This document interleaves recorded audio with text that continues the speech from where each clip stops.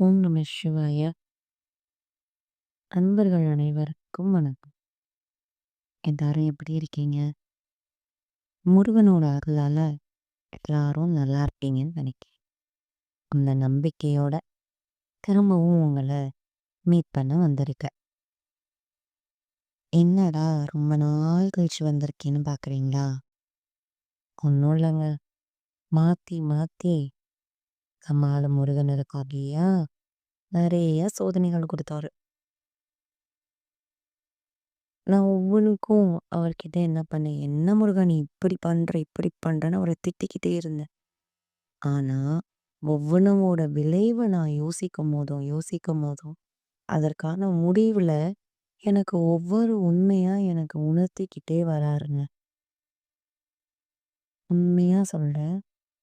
இப்படி ஒரு விஷயம் நடந்தனால தான் எனக்கு என்ன என்ன சுத்தி என்ன நடக்குது? ஏன் ஏன் இத அவர் நடத்துனாரு? அப்படிங்கிற நோக்கம் எனக்கு புரிய ஆரம்பிச்சுச்சு. நான் ரொம்பலாம் சொல்லல.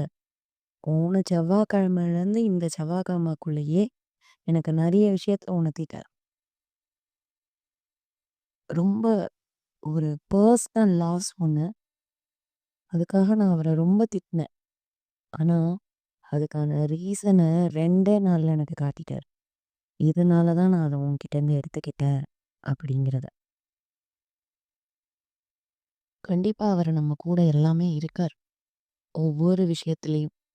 அத நான் முழுசா நம்புறேன். நீங்களும் நம்பணும். அவர் கண்டிப்பா நம்மள விட்டு குடுக்க மாட்டாரு. எந்த இடத்துலயுமே நம்மள விட்டு குடுக்க மாட்டாரு. நம்ம கூட கடைசி வரைக்கும் பயணிப்பாரு. முருகா! உன்ன விட்டா எனக்கு வேற வழி இல்ல. நீ மட்டும் தான் எனக்கு. நீ எப்பவுமே என் கூட இருக்க. அப்படின்னு மட்டும் நம்ம நெனச்சா போதும். நான் இருக்கேன் உனக்குன்னு தோள் குடுத்து, கடைசி வரைக்கும் நம்ம கூட வருவாரு. இத உன்கிட்ட ஷேர் பண்ணணும்னு தோணுச்சு. ஷேர் பண்ணிட்டேன். Thank you. ஓம் நம சிவாய!